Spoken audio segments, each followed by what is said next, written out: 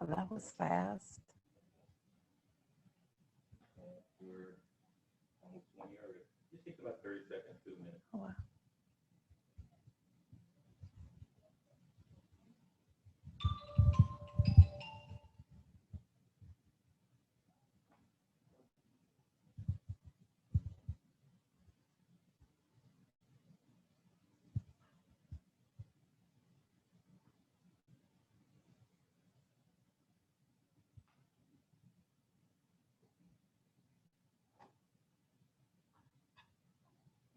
So you can go ahead and start introducing them. Thank you for attending the 2020 Behavioral Health Symposium. We're happy to host this event as a virtual conference because we care about your health and safety, but we also understand the need for continuing education for Louisiana healthcare professionals. For quality purposes, everyone will be muted during the presentation. If you would like to submit a question to the speaker, please use the Q&A feature. This session is accredited for 1.25 hours for social workers, addiction specialists, peer support services, psychologists, nurses, AMA, PRA, licensed professional counselors. Full participation is required to receive credit, and we will be monitoring throughout the session. You'll receive an email from Women's Foundation with detailed instructions on how to claim your credits and access your certificates. Additional information is available in the digital event booklet. Dr. David Kaye does have financial disclosures, which he will address. None of the members of the Symposium's planning committee or any session moderators have had any financial disclosures. I'm very excited to introduce Dr. Kaye because he's participated in past behavioral health symposiums, and he also had an opioid-related lunch and learn. His information is always very valuable, and he explains it in such a way that anyone can understand. This session is entitled Non-Opioid Analgesics. He is a professor within the Department of Anesthesiology at LSU Health Shreveport, and also serves as professor with the Department of Pharmacology, Toxicology, and Neurosciences. He is the Provost, Chief Academic Officer, and Vice Chancellor of Academic Affairs at LSU Health Shreveport. Prior to this, Dr. Kaye served for 15 years as professor, program director, director of interventional pain medicine, and chairman of the Department of Anesthesiology at LSU Health in New Orleans.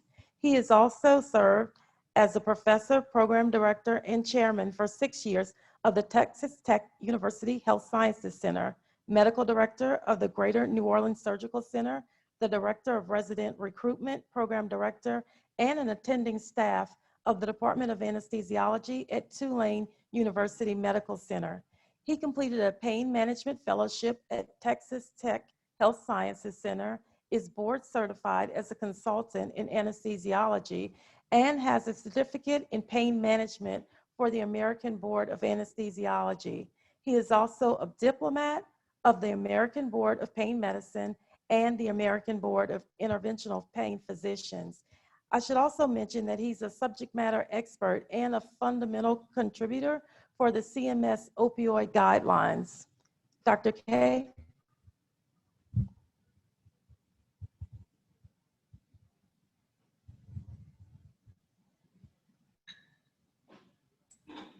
I hope you can hear me now. I'm going to try to share my screen to get my slides on here.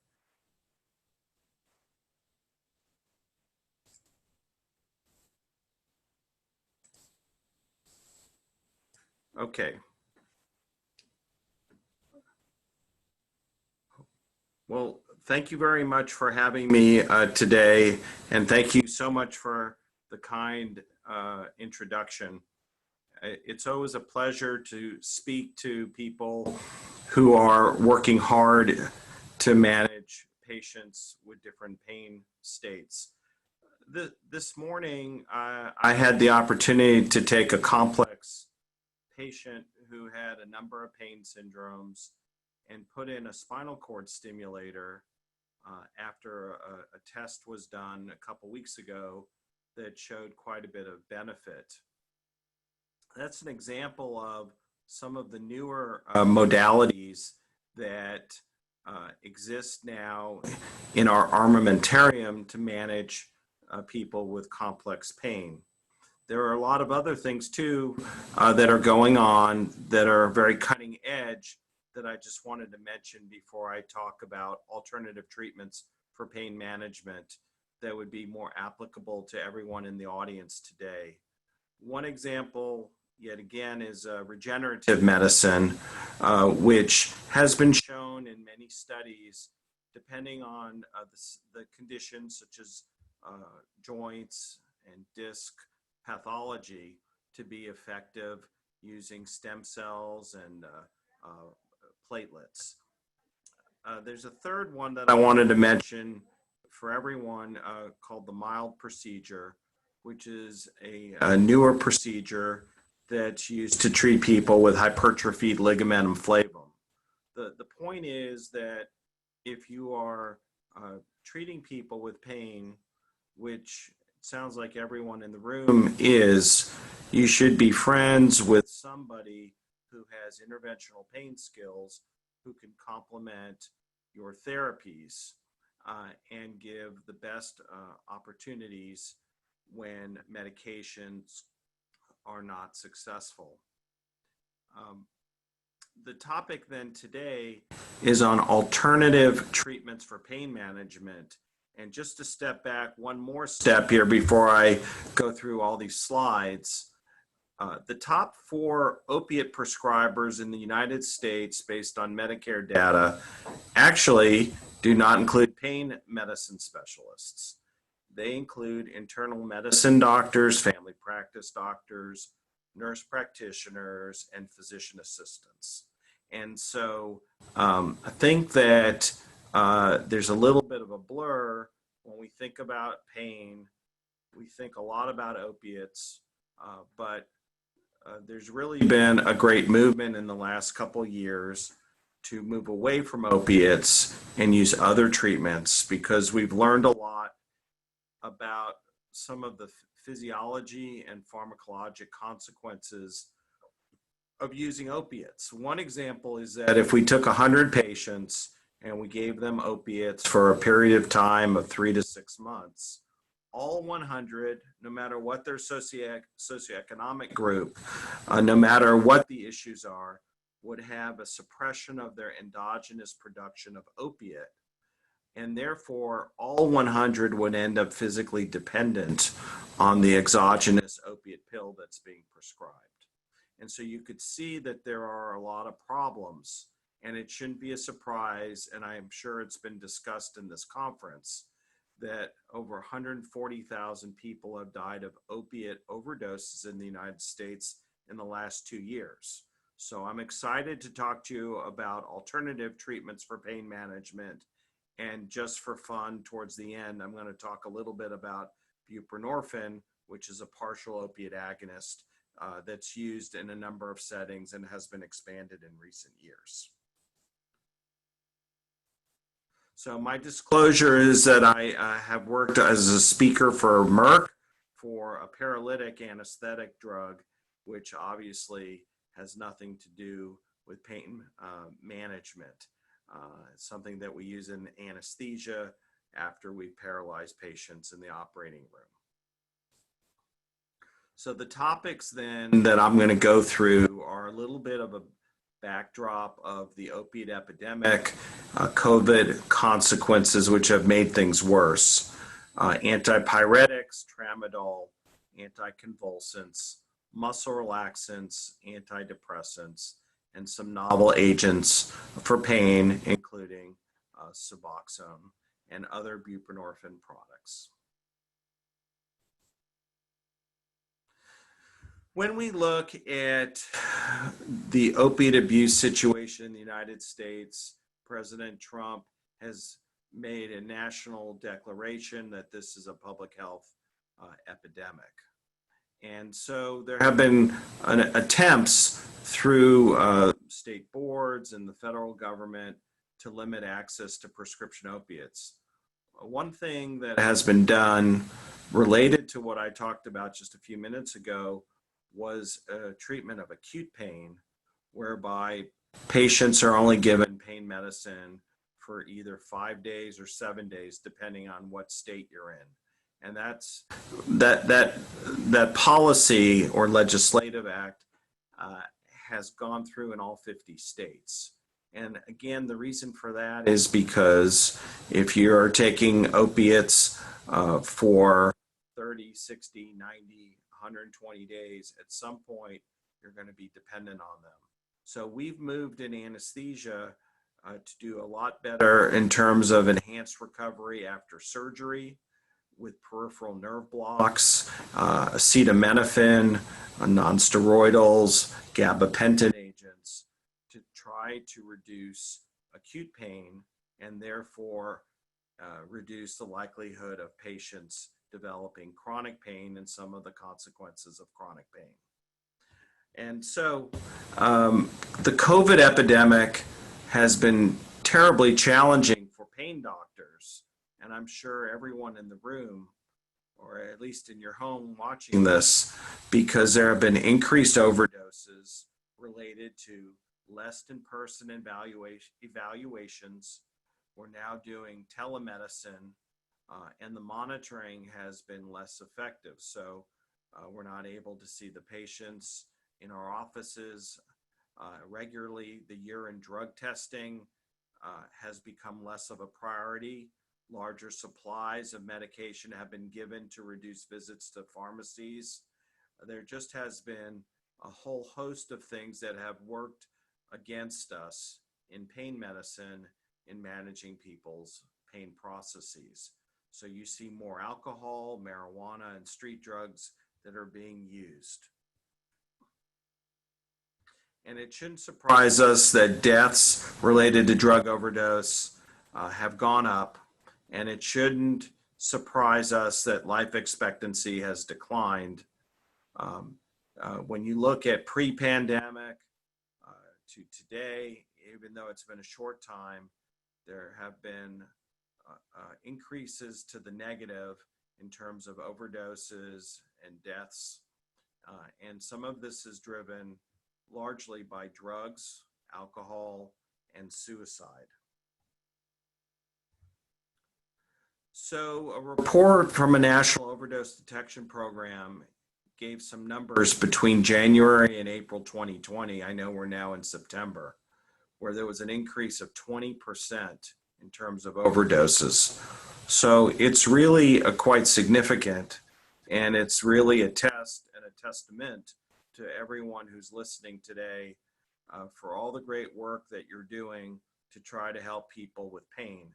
Hopefully in the next hour, I'll give you some suggestions on things that can be given that are not opiates or have different mechanisms that could be therapeutic in different pain states.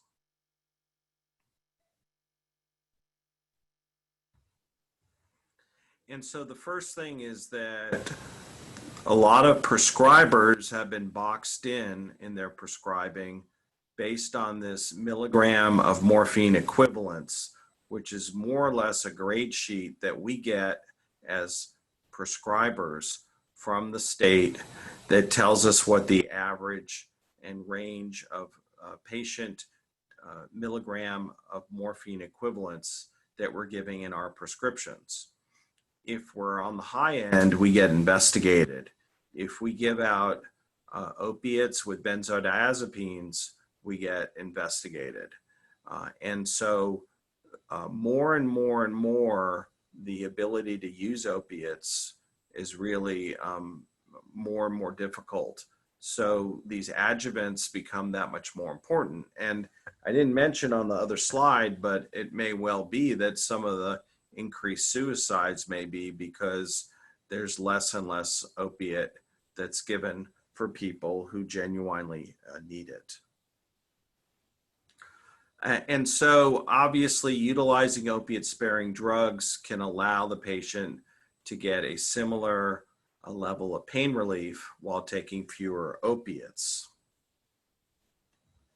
And therefore, we have to be realistic when we're treating patients in terms of goals. Goals for treatment of chronic pain management. It's not 100%. It's usually something a lot more modest. And you'll see a third, 20%, 30%, something in that range, not 100%. That's an unrealistic goal. If we get it, it's fantastic. But people can function with a little bit of pain. And as we get older, 100 years ago, our life expectancy was so low, it was probably in the 20s. And our spines and our bodies are not really well designed to age into their 70s, 80s, and 90s. So the prevalence of pain as you age is extremely high. In fact, it's highly likely for most people as they age. Here are a couple other studies from the VA where their goal is to take the edge off and reduce pain by 20 to 30%. And so the whole VA has changed their metrics. And as a result, they've reduced the amount of opiates that they're giving. Here's Canadian guidelines for opiate use with the goal for opiate therapy for chronic non-cancer pain being improvement in function or reduction of pain intensity by at least 30%. So when you're talking to your patients, you need to have them understand that these drugs should not be used to a dosing that can really blend into side effects. That's why non-drugs are fantastic. What do I mean by that? Physical therapy is an example. Exercise, stretching, acupuncture, yoga. Those are all things that have been shown to be therapeutic, to reduce pain, to improve quality of life that are not opiates.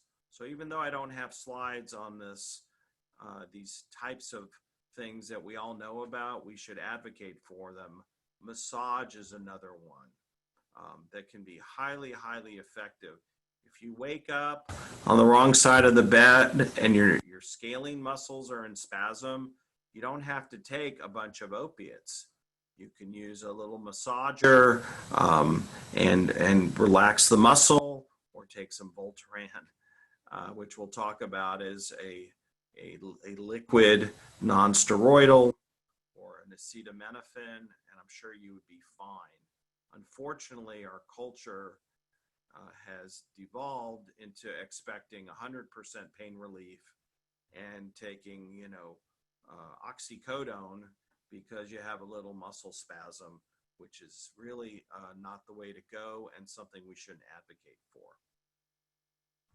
Cannabis is another thing I wanted to mention briefly. I'm sure that there can be an hour or two on cannabis. The issues with cannabis are that it improves some of the symptoms that we see that are affected with people that have pain.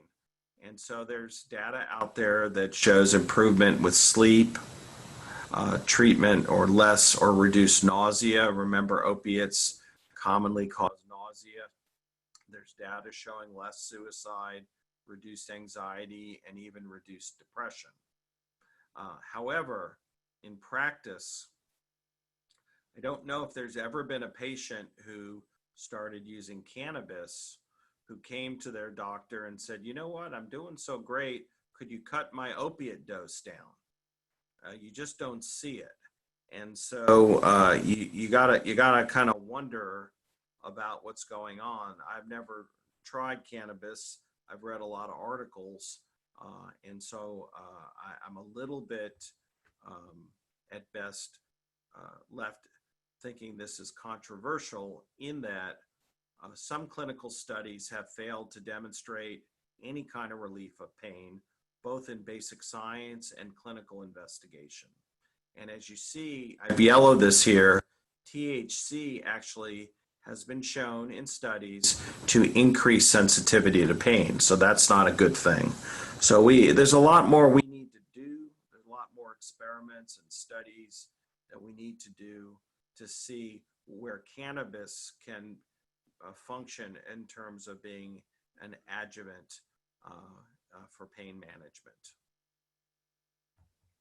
There's a study looking at 43 randomized control studies, and the conclusion of this very large study that came out in the journal that I'm the editor-in-chief of, Pain Physician, was that the majority of the studies did not show an effect.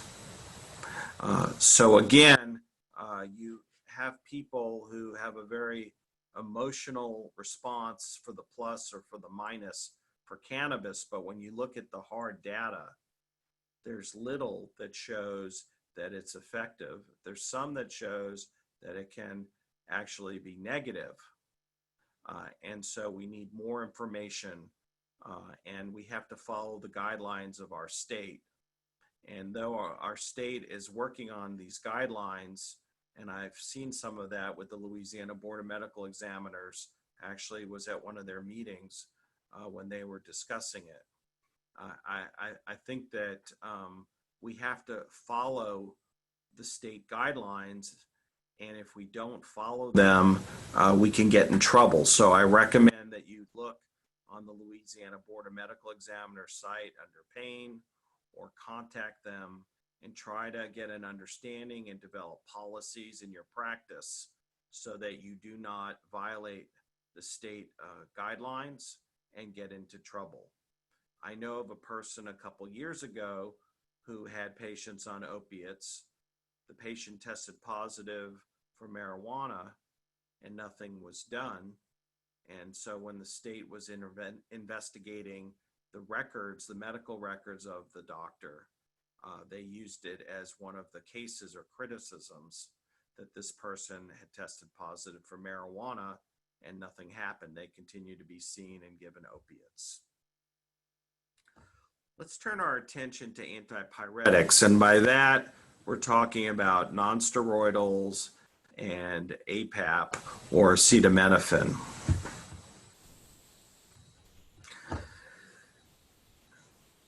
Historically, antipyretics have an interesting role in evolution.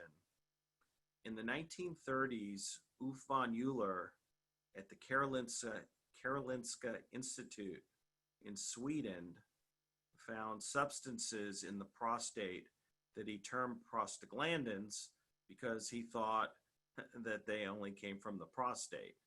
We now know that these substances, also known as arachidonic acid metabolites, are released and synthesized within the body and have a lot of important biologic functions, including pain and inflammation. As far as aspirin, it was developed by Sir John Vane, first used through the willow bark over 100 years ago. In 1971, Sir John Vane identified that aspirin, indomethacin, and all nonsteroidals were inhibitors of cyclooxygenase, and for that he won the Nobel Prize. In the 1990s, Needleman and others looked into the cyclooxygenase enzyme pathway, and they elucidated the difference between COX-1 or cyclooxygenase 1 and the inducible enzyme COX-2. We later found through others that the COX-2 pathway basically was involved in pain and inflammation and was an attractive target through the development of COX-2 inhibitors that were selective. Around 1999, they were first developed for the targets of pain and inflammation. And I'll show you a couple slides on it in just a second. But to give you an idea of how important nonsteroidals are, there are 60 million prescriptions annually, and nonsteroidals are the largest class of medications used in the United States and worldwide. To date now, after a number of lawsuits involving Vioxx and others, celecoxib is the only COX-2 enzyme inhibitor that is available. And ideally, the COX-2 inhibitors reduce the GI adverse events, such as GI bleeding, for which I'll talk a little more about in a couple of slides.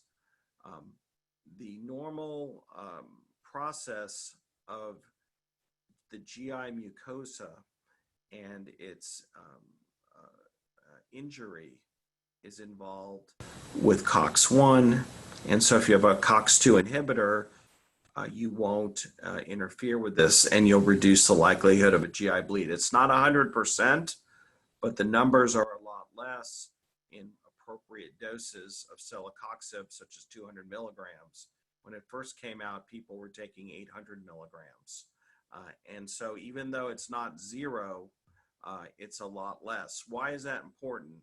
Because tens of thousands of people every year get NSAID-related GI bleeds.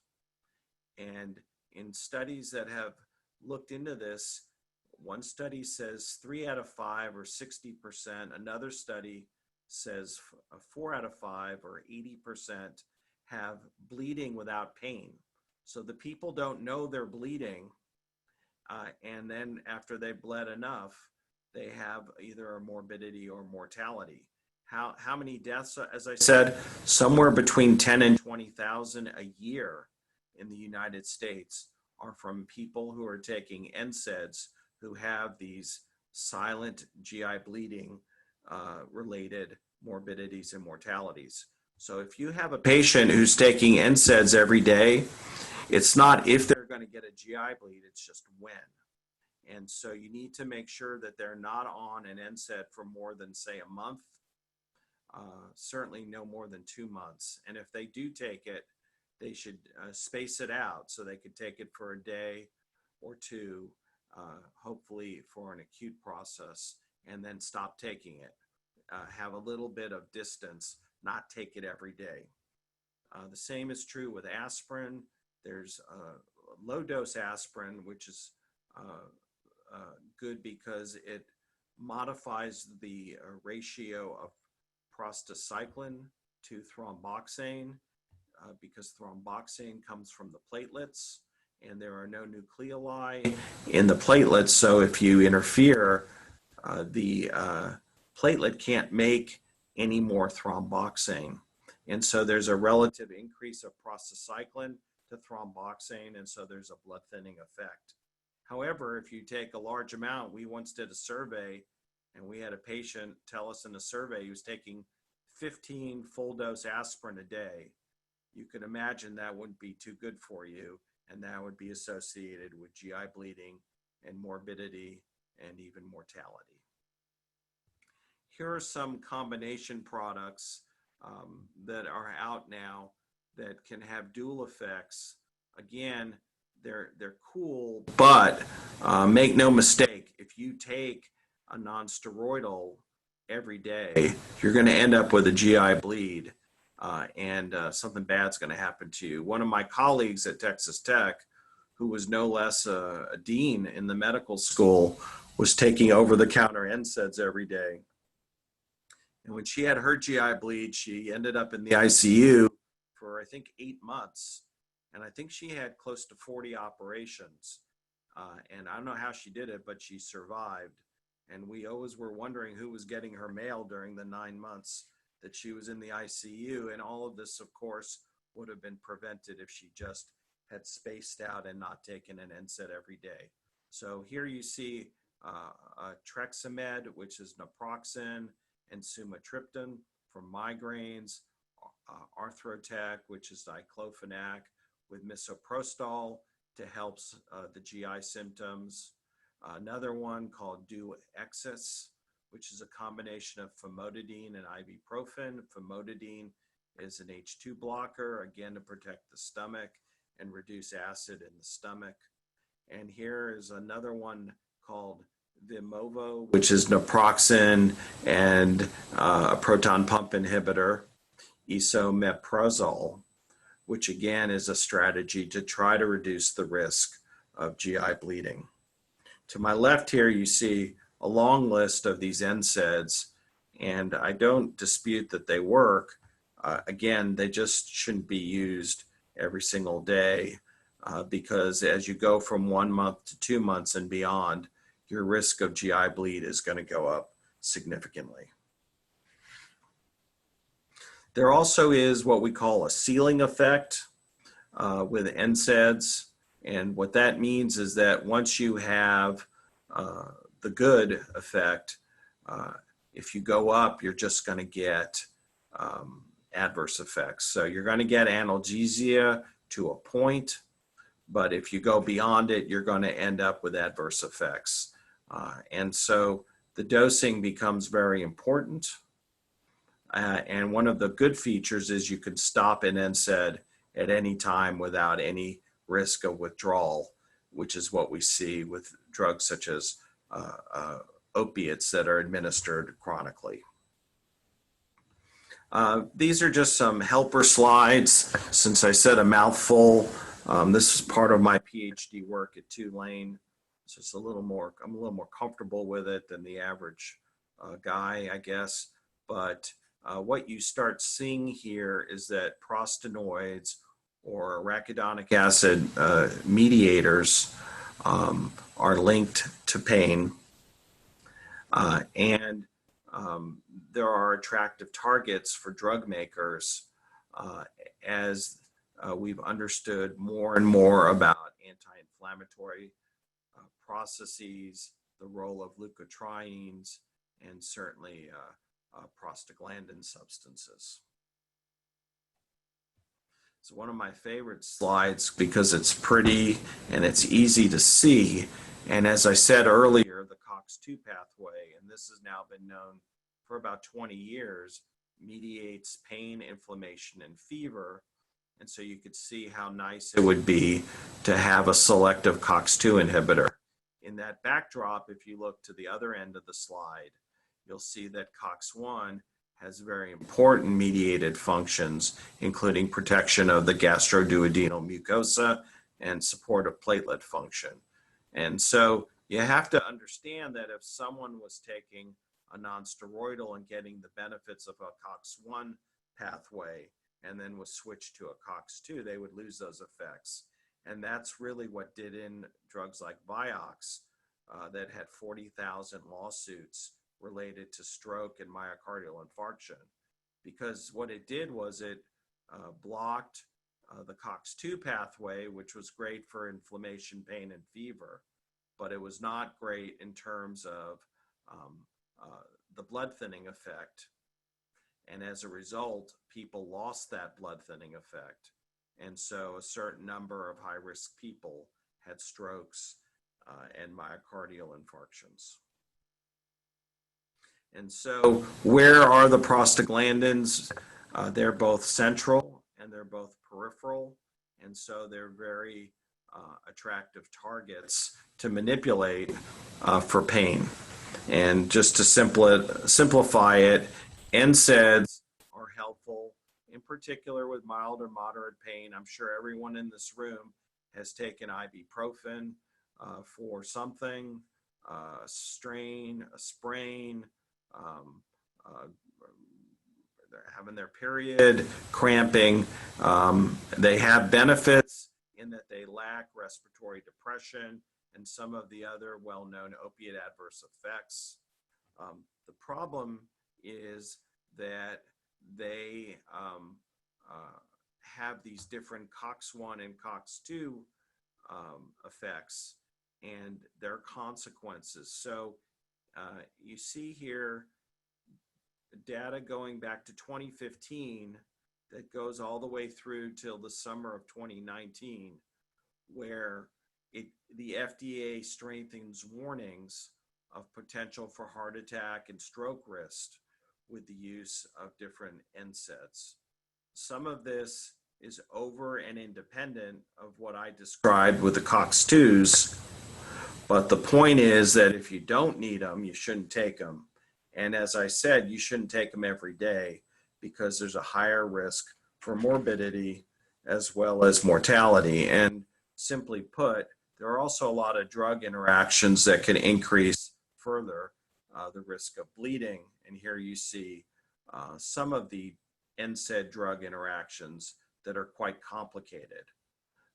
So I've listed here 6 of them, including Plavix, number 6, beta blockers, diuretics, and ACE inhibitors, for which the antihypertensive actions may be interfered with NSAIDs. So we can't look at these as benign medications, even though a number of them can be found as over-the-counter, as in the case of ibuprofen or naproxen. Here is a medication guide for NSAIDs from a pharmacy. I happen to have a brother who's a pharmacist at a local Walgreens, and you can see that this medication guide doesn't say everything's going to be fine if you take an NSAID. It's got a lot of concerning and scary stuff broken up into heart attack or stroke, GI bleeds, ulcers and tears of the esophagus, and then increased risks of bleeding depending on your age, your liver health, smoking, and other medications that you might be taking. So have realistic expectations, and please, if you recommend these, don't recommend them every day. Let them be spaced out. If somebody strains their back or their calf, certainly they can be taken up to a month. If they're in an accident and it's significant, there's data saying that you can go up to 2 months, but I would not go beyond 2 months straight. If you do that, you're really setting the patient up for a catastrophic complication down the road.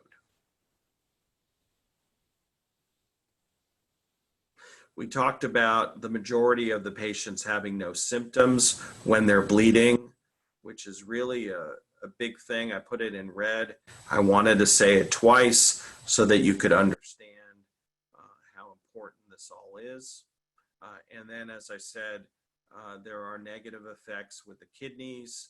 You may have seen some athletes who were taking certain NSAIDs before football games who ended up with renal failure and severe liver injury.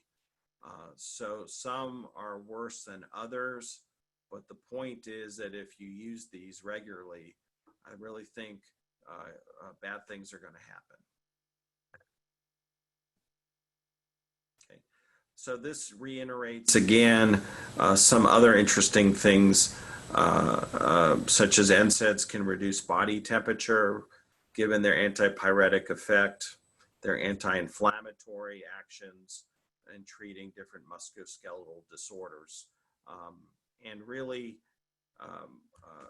they're very good for people who are trying to function, they're not at the right age, say, to have a knee or a hip replacement.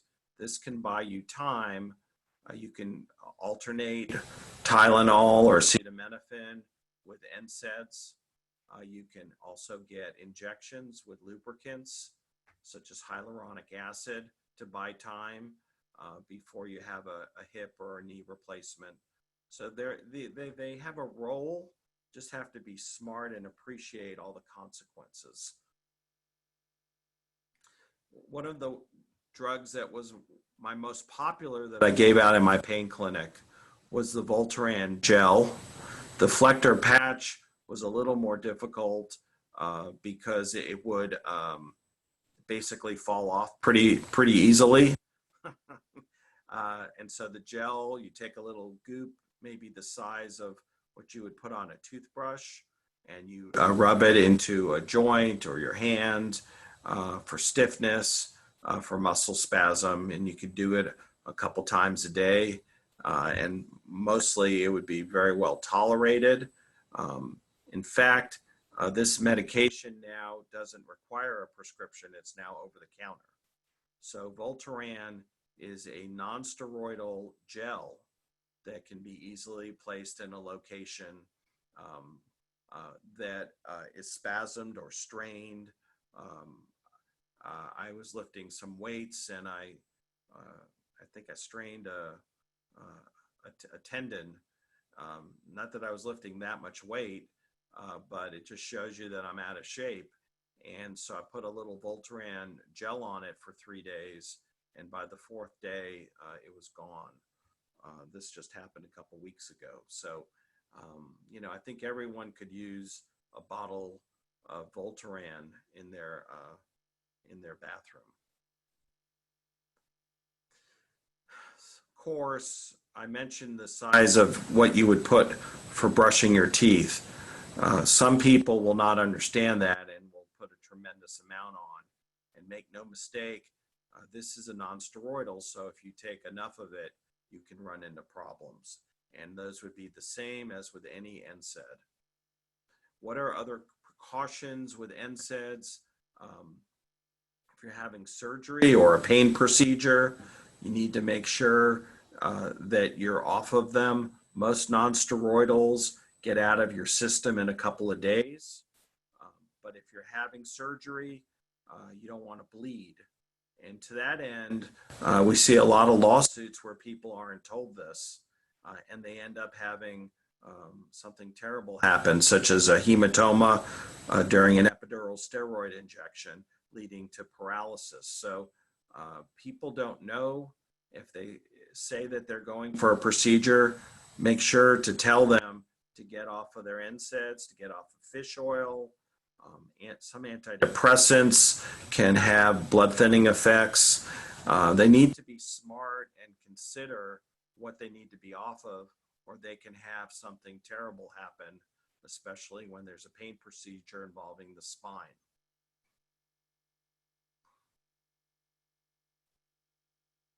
Let's turn our attention to acetaminophen, which came out in 1960, and it's also known as paracetamol, as a non-prescription analgesic and antipyretic.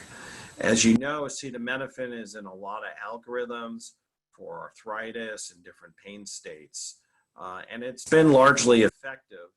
I would say that I was surprised to find that some countries view it as very toxic, such as Japan, who don't even sell it for fear that it'll injure the liver.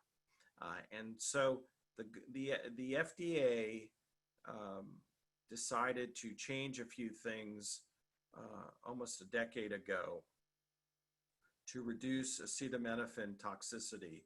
One was they recommended 2,800 milligrams approximately as a maximum dose instead of 4 grams per day. And then they reduced the amount of acetaminophen that could be in any tablet of medication. So rather than 500 or 600 or even 750 milligrams of acetaminophen, the maximum now is 325 milligrams.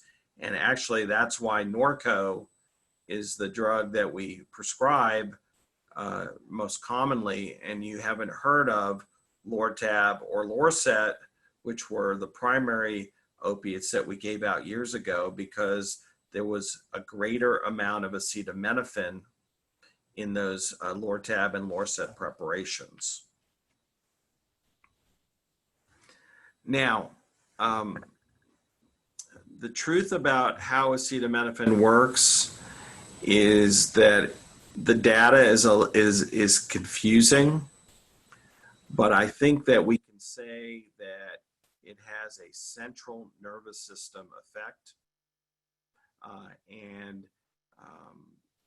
Here is just a slide that I found that does nothing but confuse you as to what they think acetaminophen does. And you can see a whole bunch of negatives there along the phospholipase A2 cascade, generating arachidonic acid, PGG2, and PGH2.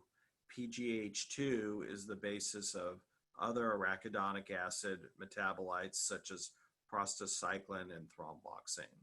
So it has a number of effects that have been shown, and we know it works, but we also know that it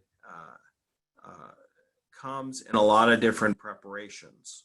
So it can come in a liquid or an oral suspension. It could come as a tablet. It could come as an extended release formulation. And we use it in the OR for acute pain by giving it intravenously. Because it's a lot more expensive intravenously, a lot of surgery centers and hospitals have decided to give it orally a couple hours before.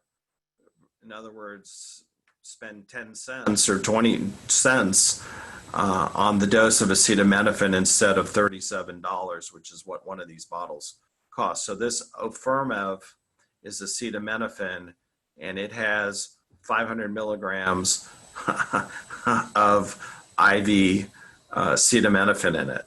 So you could see that that's going to be a lot more expensive. And the data has shown that the outcomes are similar with oral versus IV.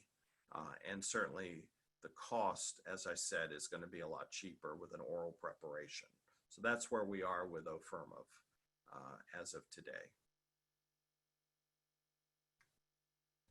We talked about hepatotoxicity and what the FDA started doing with labeling and limitation of acetaminophen containing prescription products, including boxed warnings. Acetaminophen is the leading cause of acute liver failure globally. But the truth is, if you look at that data, the people that are getting acute liver failure are almost always trying to suicide by taking a big bottle of acetaminophen. And as I said, this is just the, the headline from 2011 limiting dosing to 325 milligrams per dosage unit, with the box warning highlighting the potential for severe liver failure. And as I said, the second recommendation was reducing the old guideline of 4,000 milligrams or 4 grams per day in 24 hours down under 3,000. I think it's 2,850, somewhere in there is the recommendation. Acetaminophen can also cause severe skin reactions. I think this is important when you're giving these medications out to know the side effects. This is important if you ever have seen someone with Stevens-Johnson syndrome or toxic epidermal necrolysis, where a significant portion of the person's skin sloughs off, including it could be in your eyes. They can go blind, can be in the ICU for weeks and months, get blistering and rash. It's just a complete disaster. And so with any patient that you're giving medications to, you need to tell them that if they're having any kind of adverse side effect, such as a skin reaction, to stop taking it and to seek help immediately. Again, I'm not saying this is happening every day, but I've had a number of lawsuits sent to me to review, and I can tell you that these are catastrophic events when they happen, and it doesn't end well for the healthcare provider who didn't communicate these facts to the patient. One other thing that has come out in 2015 is that acetaminophen used during pregnancy is associated with increased risk of attention deficit hyperactivity disorder, or ADHD. And so the risks and the benefits, who would know that acetaminophen during pregnancy would cause ADHD? And therefore, these are things to think about if you're taking care of someone who's pregnant. We talked a little bit already about the elderly, different populations of people who can have significant outcomes that will negatively affect their lives. So there's benefits and risks to all medications. Here's one called Advil Dual Action that's available over the counter. It has a combination of ibuprofen at 250 milligrams with 125 milligrams of acetaminophen. So there are these countless products being made, these formulations, these mix and match agents that people can take, and more so over the counter. We're going to turn our attention to tramadol now. Tramadol is an analog of codeine that has weak mu opiate receptor activity, as well as it inhibits serotonin and norepinephrine reuptake. And it has analgesic actions and perhaps antidepressant effects, which is great, but it also has a lot of side effects. So the 3 S's are sedation, serotonin syndrome, and seizures. And there's another S, suicides. So there's an increased risk of death. There's also an increased risk of hypoglycemia, hyponatremia, and fractures or fall. So it wouldn't surprise us then that people who take tramadol have a higher all-cause mortality. And this has been published in a number of very prestigious journals looking into this. Tramadol is a class 4 substance, a controlled substance, and it also can cause QT prolongation. And of course, that's important because people who are on 3 or more of drugs that can prolong the QT interval have a tremendously high risk of getting torsade de Pointes and die of an arrhythmia. And so tramadol's yet another one. And so you have to look at what people are on and those side effects before you start throwing in other drugs, hopefully to solve problems, only to find out you're causing significant morbidity or mortality. Tramadol has an immediate release version known as Ultram, or an extended release known as Ultram ER. And you can see some of the dosing. The ER starts at 100 once a day. The immediate release, you can start at a lower dose and work your way up. Because there's a lot of interest in tramadol being different than classic opiates, you'll see other preparations and mixes. One is Conzip, which is tramadol ER. One is Ultraset, which is tramadol with acetaminophen. And you could see how that would be attractive given the benefits of both of those agents. We talked about tramadol having an antidepressant effect because it increases level of serotonin, which elevates mood.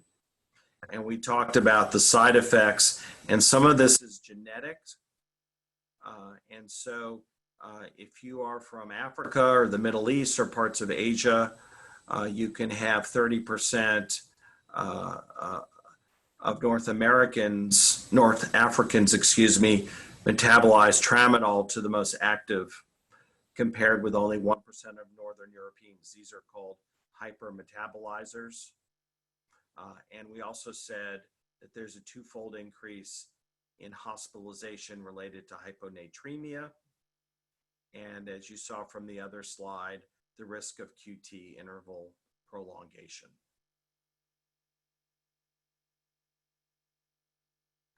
I found this in reviewing for this that in other countries where hydrocodone is not available, there is a booming tramadol crisis, such as in Africa. And here you see cities with high tramadol abuse have reported increased high rates of traffic accidents. And so that should tell you something. In Cameroon, hospitals can trace 80% of all traffic accidents resulting in hospital visits to tramadol, suggesting that at least half of adults in the city use tramadol. So I guess you pick your poison, literally. Okay, anticonvulsants are a class of medications that affect neural discharge, and they're used for neuropathic pain and for headaches. They're usually given at bedtime. A lot of them cause sedation. Just to list them here, Tegretol, carbamazepine is approved for trigeminal neuralgia. Valproic acid is approved for migraines and is very good as a mood stabilizer. And it has its own side effects, including hepatic failure rarely and pancreatitis. Lamictal has been used in a number of neuropathic pain states. Remember that the dosing needs to be impeccably checked, because if you give out too much of it, you'll have Stevens-Johnson syndrome and have a catastrophic skin sloughing. If you take it with valproic acid, you have to lower your dose by 50%. And so those are black box warnings. That's not me telling you. And then, as I said, there are other side effects, but I think rash is pretty significant. Topamax or topiramate, also known as Dopamax or blonde in a bottle, which is not politically correct, but it scrambles your brain and makes you confused and has about 30 different side effects, but it's approved for migraine headaches and is another anticonvulsant, as is Dilantin or phenytoin, which is rarely used for pain and can cause Stevens-Johnson syndrome, as well as gingival hyperplasia in 10 to 20% of patients. Remember that some of these drugs are inducers of other breakdown pathways, and so you have to really study the other medications that patients are on so that you don't get in trouble, and start at low doses and take your time going up because of the side effects. Topamax, as with all anticonvulsants, has a 3 in 10,000 suicidal ideation. And so you have to be very mindful that these drugs can convince people to have thoughts of suicide or dying. 3 in 10,000 is not a lot. Here you see Topamax marked as 1 in 500. Whatever the number is, it's small, but you need to be on top of it if you're giving out these medications. Here you see some other agents that are out there, valproate. We talked about topiramate and carbamazepine. There are also CGRP antagonists that have come out in the last 2 years that can be highly effective as once a month or once as needed medication therapies. Gabapentin is a calcium channel blocker that's highly effective for neuropathic pain. And remember, some of the things that cause neuropathic pain are diabetes and shingles, leading to postherpetic neuralgia and disc-related pinching off of nerve roots. Those are the 3 most common things that cause neuropathic pain, and gabapentin is highly effective. And now they have extended release gabapentin, known as Graylese, that can be given after dinner, and it with dinner, it doesn't release till 9 hours later, usually at 3 in the morning. It gives you an extra hour of sleep. I actually did one of those studies. And now Lyrica comes in immediate release as well as extended release. These drugs can be misused and abused, and therefore you have to be very smart about who you give them to, and keep an eye on patients for signs of potential abuse and misuse.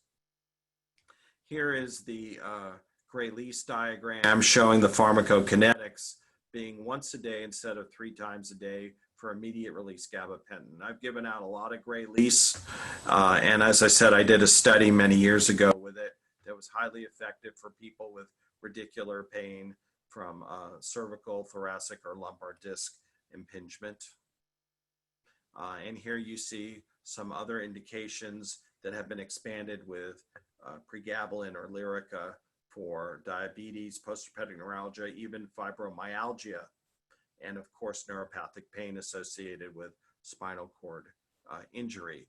This control release Lyrica now exists, making it easier and improving pharmacokinetics. And remember that these medications can cause breathing problems because they have a sedative effect. One of the problems with the immediate release is that they'd be released so fast that people would get sedation and get dizzy and fall, but they also have additive or synergistic effects with other medications such as muscle relaxants and opiates, and can contribute to CNS depression, including respiratory issues. And here you see the FDA warning from the end of 2019 in December. As I said, combination with other agents such as opiates, muscle relaxants, benzodiazepines, other CNS depressants can increase respiratory depression. And there are ways to measure these different agents, but I think the best way to do it is to try to get a feel for one and not be too creative, because they are complicated agents with lots of different drug interactions and side effects. So these anti-epileptics or anticonvulsants are highly effective for neuropathic pain, and sometimes can have wanted side effects depending on the patient's ability to eat or interest in eating. And as I said, they can improve sleep by an average. In my study, it was 1 hour and 6 minutes per night. Here's another one, zonisamide or Zonegrin, another one as well that can cause rash. Muscle relaxants, they only have shown benefit for up to 2 weeks, so they shouldn't be used regularly. They all scramble the brain. Most of them came out in the 1950s and 60s. And if you want to get in trouble, give a muscle relaxant with an opiate. And I'm sure that the state of Louisiana Medical Examiners Division of Investigation will be looking to speak to you. You may have heard of the combo of a benzo, soma, another muscle relaxant, and an opiate known as Trinity or Holy Trinity. So I would never give soma to anyone under any circumstance. It's the easiest way to get in trouble in this state. In fact, the board told me that 86% of single car accidents in the state of Louisiana involve the use of soma. So they're not really happy with it, and the literature only shows effects that are beneficial for up to 2 weeks in acute injury. Antidepressants, again, amitriptyline, venlafaxine are effective for migraines. Amitriptyline, duloxetine, milnacipran are effective for fibromyalgia.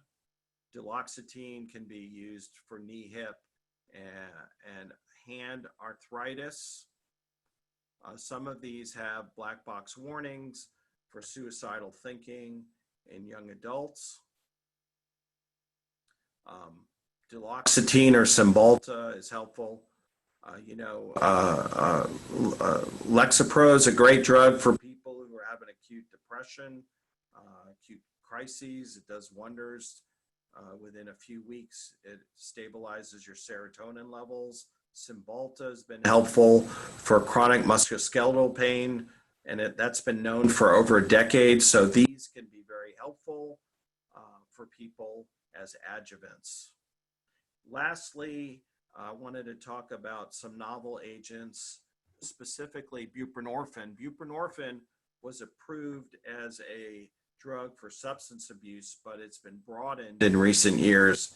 It's a partial agonist, which means you don't get a full opiate effect, which means you don't get respiratory depression, making it very safe. It has a half-life of 37 hours, which means that after you take it for 5 days, you're going to be at a stable blood level. And people do great on it. And so even though it is an opiate, it's a partial opiate agonist. It also has kappa antagonistic actions. So it can be helpful for people. And there are people who have X numbers that give it out. I've given it out many times. I've seen people who had overdosed and really looked like they weren't going to make it through the end of the month, go years and years, go back to work and be fully functional. So I think it's kind of a wonder drug and something that I wanted to bring to everyone's attention. We talked about the long duration of action. There are other preparations of buprenorphine that have come out. And I just wanted to show you the different doses and combination products.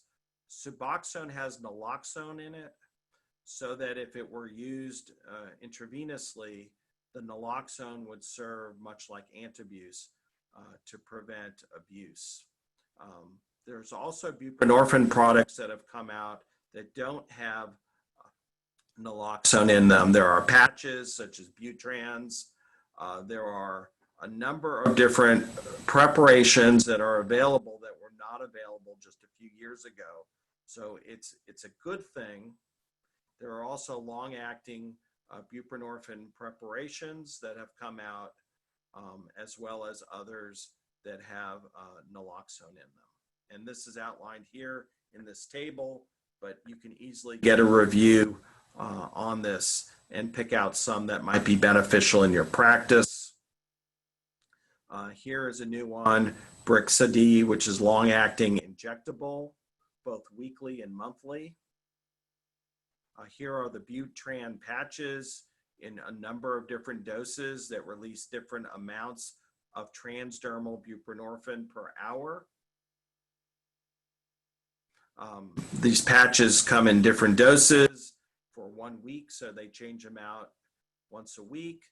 Remember, buprenorphine is yet another drug that can cause QT prolongation. And as I said, if you go up and have 3 drugs that cause QT prolongation, that's the marker of high risk to get a lethal dysrhythmia. Got to be on top of this. Here's the buccal film Belbuca in many different levels, 7 different dosing regimens.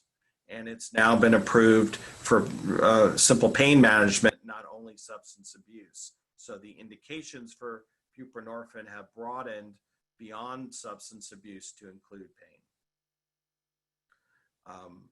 One thing about the buccal patch is make sure to place it on a dry fingertip with the yellow side facing up. The initial therapy is 75 micrograms of the buccal film. Coming to the end here, lidoderm patches are fantastic and very helpful. If you're having allergic reaction, you can spray a steroid nasal spray on the skin in the affected area to reduce adhesive-mediated itching and rash. The patches are now over the counter, and you can get 6 patches for under $10, which is a pretty good buy.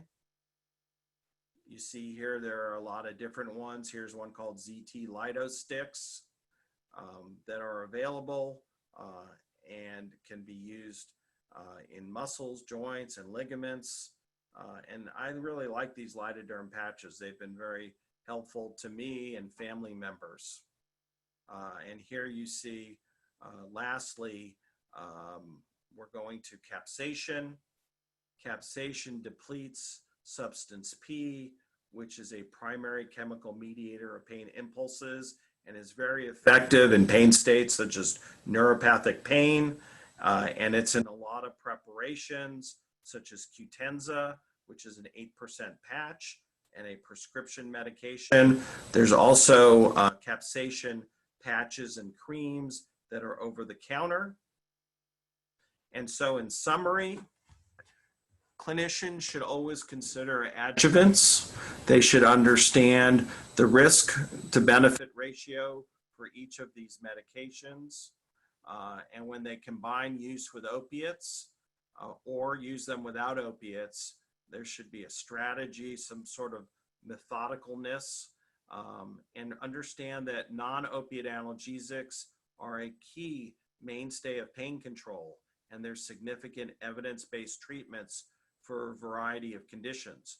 And to that point, beyond just these adjuvants, massage, acupuncture, stretching, exercise, all of these things can make a person be happy and functional and get through their day, their week, and be able to function in their work and with their families, which is what it's all about.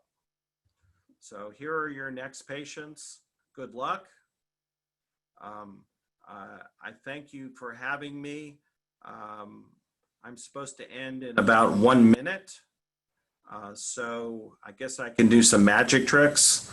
I'm just joking, but thank you for spending an hour and 15 minutes with me looking at different adjuvants critically and considering them for your patients, perhaps for yourself, perhaps for family members, as we try to move forward through COVID, through the opiate epidemic, and all the challenges that we have every day. And thank you for everything that you are doing to help people in pain, because I know that pain is really undermanaged, certainly in Louisiana and across the country.